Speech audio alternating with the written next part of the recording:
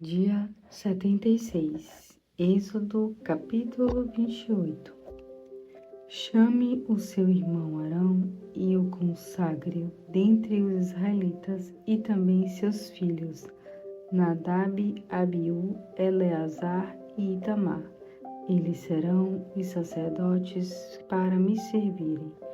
Faça roupas especiais para Arão, para indicar que ele foi separado para o meu serviço. Devem ser roupas que o dignifiquem e honrem. Fale a todos os homens, artesãos, capazes e habilidosos, para que façam roupas para a consagração de Arão, para me servir como sacerdote. As roupas que farão são estas: um peitoral, um colete sacerdotal, um manto, uma túnica bordada e um turbante e um cinturão. Essas roupas sacerdotais feitas para Arão e seus filhos serão sagradas para que me sirvam como sacerdote. Esses artesãos deverão usar ouro, linho fino, trançado azul, vermelho púrpura e vermelho carmesim. Os artesãos farão colete sacerdotal de linho fino, trançado, de fios de ouro e de fios de tecido azul, vermelho púrpura e vermelho carmesim. Trabalho feito com muito capricho. O colete terá duas partes, a da frente e a de trás, e terá duas ombreiras que deverão ser presas nos dois lados do manto. O cinturão, feito com arte, passará pela cintura do colete sacerdotal. Para prendê-lo, será feito do mesmo material, ou seja, linho fino trançado, fios de ouro, fios de tecido azul, vermelho púrpura e vermelho carmesim. Pegue duas pedras de ônix e grave nelas os nomes dos filhos de Israel, 6 nomes em cada pedra, por ordem de nascimento dos filhos de Israel. Para gravar os nomes dos filhos de Israel, use a técnica de um lapidador utilizada para gravar selos. Em seguida, encaixe as pedras em base de ouro. Fixe as duas pedras nas ombreiras do manto sacerdotal. Elas servirão para manter viva a lembrança do povo de Israel. Assim, Arão levará sempre nos ombros os nomes das tribos para manter viva a lembrança diante do Senhor. Faça também encaixes de ouro e 2 correntes de ouro puro traçado. Prenda as correntes nos encaixes. Depois, faça artisticamente o peitoral, que servirá para orientar desses dons da parte de Deus. Faça o mesmo com o mesmo material usado para fazer o colete sacerdotal: linho fino trançado, fios de ouro, fios de tecido azul, vermelho púrpura e vermelho carmesim.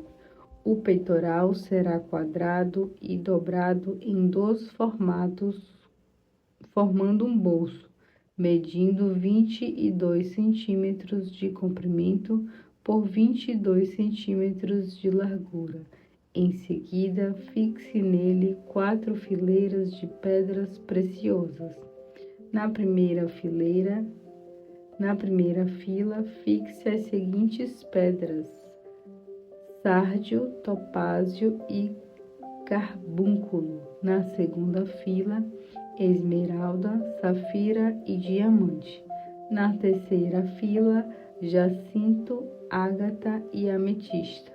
Na quarta fila, berilo, ônix e jaspe. Os encaixes serão modelados em ouro. Cada pedra representará uma das 12 tribos de Israel. O nome de cada tribo será gravado nela como um selo. Prenda o peitoral no colete sacerdotal por meio de 2 correntes de ouro puro trançadas com corda. Faça também 2 argolas de ouro e prenda as 2 pontas do peitoral. Prenda as 2 correntes de ouro, as argolas nas pontas do peitoral. As outras pontas das 2 cordas ficarão presas à parte da frente dos 2 encaixes de pedras de ônix, nas ombreiras do colete sacerdotal. Faça também outras 2 argolas de ouro e prenda-as as 2 pontas debaixo, por dentro do peitoral, junto ao colete sacerdotal. Faça mais 2 argolas de ouro e prenda as 2 ombreiras e o colete sacerdotal abaixo, na frente, sobre o cinturão de trabalho esmerado que passa por cima do colete sacerdotal. Depois, ligue o fundo do peitoral às argolas da base do manto sacerdotal. Faça a ligação por meio de uma fita azul, ligando o peitoral ao cinturão. Isto manterá o peitoral sempre unido ao colete sacerdotal. Desse modo, Arão levará os nomes das tribos de Israel no peitoral sobre o seu coração toda vez que entrar no lugar santo. Assim o Senhor se lembrará sempre das tribos de Israel. Coloque no peitoral das decisões o Urim e o Tumim, para serem levados junto ao coração de Arão quando se apresentar ao Senhor. Assim, Arão levará sempre sobre o coração os meios para saber o que o Senhor quer do povo de Israel. O manto, roupa que vai por cima do colete sacerdotal, será tecido inteiramente de fios de lã azul e com uma abertura para a cabeça no meio. Essa abertura terá um forro em volta, como uma argola, para não se rasgar. O manto será todo enfeitado com desenhos de romã de pano azul, vermelho púrpura e vermelho carmesim, em volta da borda do manto, intercalados com sinos de ouro, ou seja, um sino e uma romã, outro sino de ouro e outra romã, e assim por diante. Os sinos de ouro e as romãs devem se alternar por toda a volta da borda do manto. Arão terá de usar este manto sempre que for fazer o serviço sacerdotal. O som dos sinos será ouvido quando ele entrar no lugar santo, diante do Senhor, e quando sair. Fará assim para que não morra. Faça depois uma lâmina de ouro puro e grave nela, como se grava os selos, a seguinte frase: consagrado ao Senhor. Essa lâmina será presa por um cordão na parte da frente do turbante com uma fita azul. Estará sobre a testa de Arão para que ele leve a culpa de qualquer pecado que os israelitas cometeram ao oferecerem e consagrarem suas ofertas ao Senhor. Essa lâmina estará sempre sobre a testa de Arão, para que os israelitas sejam aceitos e perdoados pelo Senhor. Faça também uma túnica bordada para Arão, uma manta de linho xadrez, e faça um turbante de linho fino e um cinturão, trabalhado artisticamente por um bordador. Faça para os filhos de Arão os mantos, os cinturões e os turbantes. Essas peças devem conferir-lhes honra e dignidade. Depois de vestir seu irmão Arão e seus filhos, consagre esses homens ao Senhor para o ministério sacerdotal. Para isso, deverão ser ungidos com azeite de oliveira, derramado sobre suas cabeças. Faça roupas de baixo para eles, calções de linhos para cobrirem a pele nua e que vão da cintura até quase os joelhos. Sempre que Arão e seus filhos entrarem no tabernáculo ou forem até o altar, que está no lugar santo, deverão vestir essas peças. Deste modo, eles não terão culpa e não morrerão. Este estatuto é permanente para Arão e para os seus descendentes. João capítulo 8.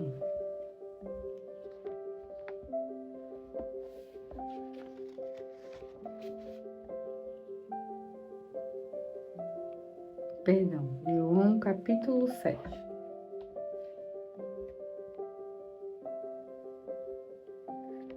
Depois disso, Jesus foi para a Galiléia e andava de aldeia em aldeia porque queria permanecer fora da Judeia, onde os líderes judaicos estavam planejando a morte dele. Mas logo chegou o tempo da festa dos tabernáculos, uma das comemorações dos judeus, e os irmãos de Jesus disseram: você deve sair daqui e ir para a Judeia, a fim de que os seus discípulos vejam o que você está fazendo, pois quem quer ser conhecido não pode agir em segredo. Já que você está fazendo estas coisas, deixe que todos os conheçam, pois nem mesmo seus irmãos criam nele. Jesus respondeu: agora não é o tempo certo para eu ir, mas para vocês qualquer hora serve. O mundo não pode odiar a vocês, mas a mim sim, porque eu o acuso de pecado e maldade. Vocês vão para a festa, mas eu não subirei ainda, porque para mim ainda não chegou a época certa. Assim, ele ficou na Galiléia. Mas depois que os irmãos dele partiram para a festa, ele foi também, embora secretamente, ficando longe dos olhos do público. Os líderes judaicos procuravam achar Jesus na festa e andavam perguntando por ele. Havia uma grande discussão ao seu respeito entre o povo. Alguns diziam: ele é um homem bom, enquanto outros diziam: não, ele está enganando o povo.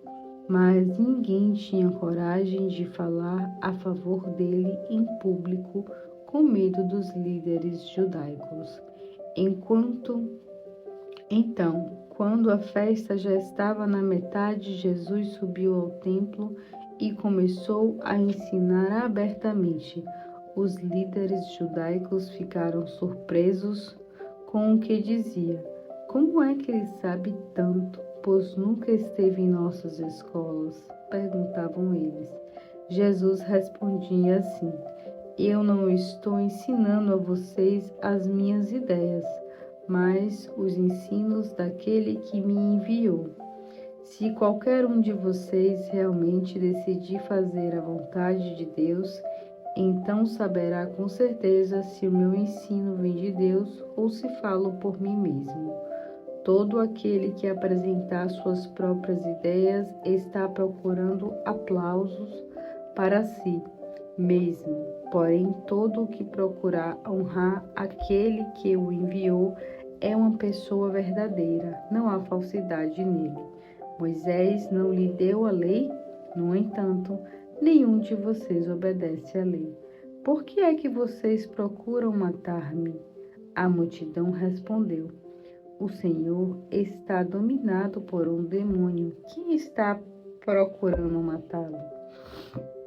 Jesus respondeu: eu fiz uma obra e todos vocês ficaram admirados, mas vocês circuncidam um menino até no sábado. Toda vez que obedece à lei de Moisés, embora na verdade a lei da circuncisão não tinha começado em Moisés, mas com os patriarcas, depois, se o tempo certo da circuncidar os seus filhos for no sábado, vocês fazem o que a lei de Moisés manda.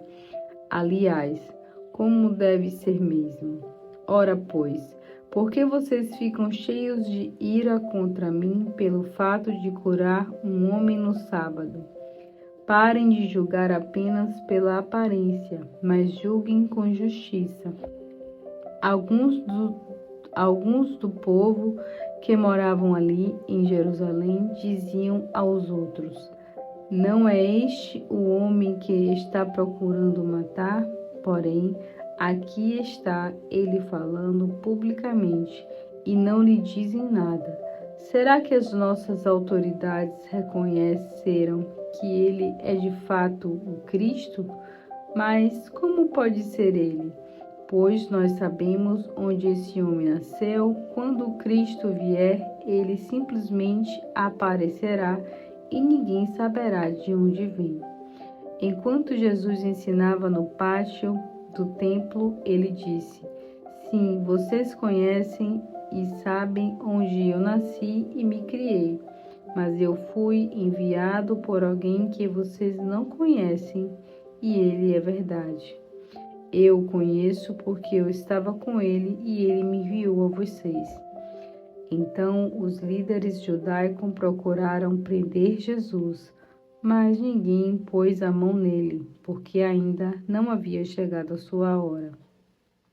Muitos entre a multidão creram nele e diziam: afinal de contas, que milagre se espera que o Cristo faça, que este homem não tenha feito? Quando os fariseus ouviram uma multidão comentando essas coisas a respeito de Jesus, ele e os sacerdotes principais enviaram guardas no templo para prender Jesus.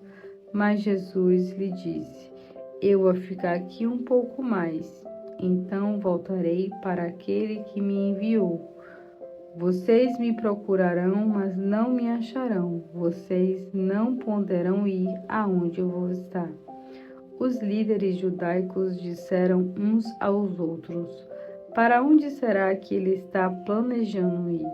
Pode ser que ele esteja pensando em deixar o país e ir para o nosso povo em outras terras. Ou pode ser que até mesmo os povos que não são judeus. Que será que ele quis dizer quando falou: vocês me procurarão, mas não me acharão, e vocês não poderão ir aonde eu vou estar? No último e mais importante dia da festa, Jesus disse ao povo em voz alta: se alguém está com sede, venha a mim e beba, porque as Escrituras declaram que rios de água viva correrão do íntimo de todo aquele que crer em mim.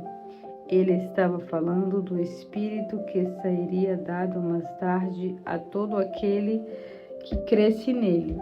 Então, até o Espírito ainda não tinha sido dado, porque Jesus ainda não havia voltado para a glória dele no céu. Quando o povo o ouviu dizer isto, alguns declararam: este homem de fato é o profeta. Outros diziam: ele é o Cristo. E ainda outros perguntaram: mas como pode o Cristo vir da Galileia? As Escrituras afirmam claramente que o Cristo virá da linhagem real de Davi, da cidade de Belém, onde Davi morou. Assim a multidão estava dividida a respeito de Jesus. Alguns queriam prendê-los, mas ninguém tocou nele. Os guardas do templo que tinham sido enviados para prender Jesus voltaram aos sacerdotes principais e aos fariseus. Por que vocês não trouxeram um acusado? Perguntaram eles. Eles responderam: nós nunca ouvimos alguém falar assim. Então vocês também foram enganados? Perguntaram os fariseus: existe pelo menos um de nós entre as autoridades ou fariseus que creu nele? Mas esse povo ignorante que não conhece a lei é maldito. Então Nicodemos, um deles que antes foi secretamente procurar Jesus, tomou a palavra e perguntou-lhes: a nossa lei permite condenar um homem antes mesmo que ele seja julgado? Eles responderam: Você por acaso também é da Galileia? Procure nas Escrituras e veja você mesmo. Da Galileia não saem profetas. Então a reunião terminou e cada um foi para a sua casa.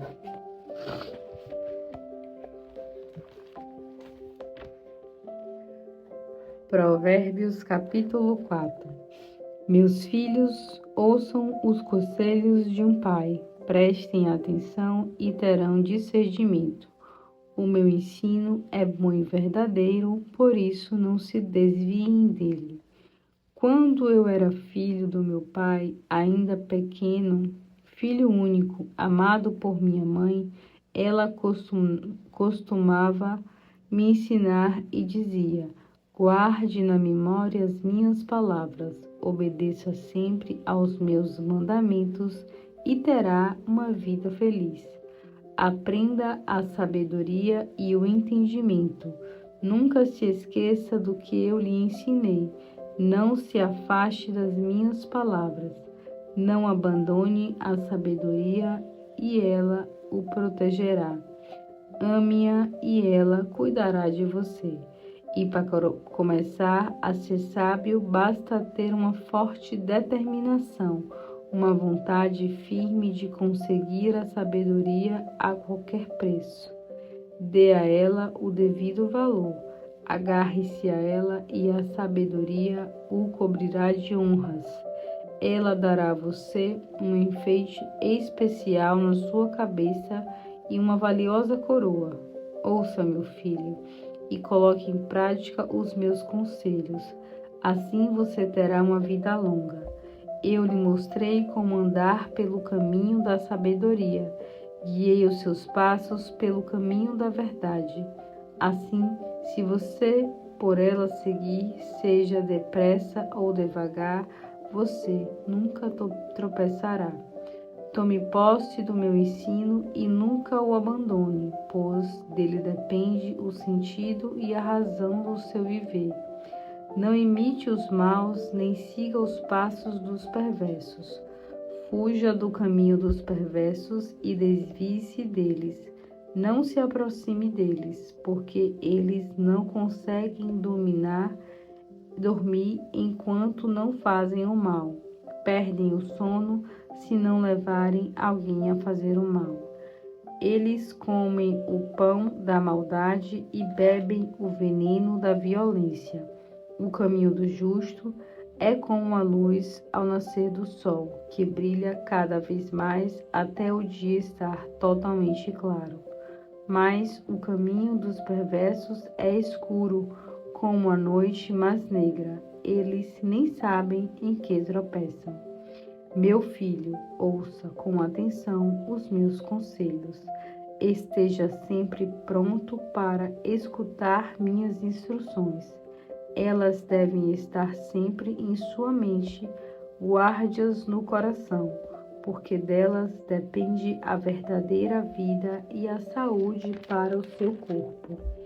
Acima de tudo, meu filho, cuide bem do seu coração, porque dele depende toda a sua vida. Afaste os seus lábios da falsidade, fique longe da perversidade e olhe sempre para a frente. Que os seus olhos mantenham-se fixos no que está diante de você. Pense bem antes de dar qualquer passo e você andará sempre pelo caminho do bem. Não se desvie nem para a direita, nem para a esquerda. Não ande pelo caminho do mal.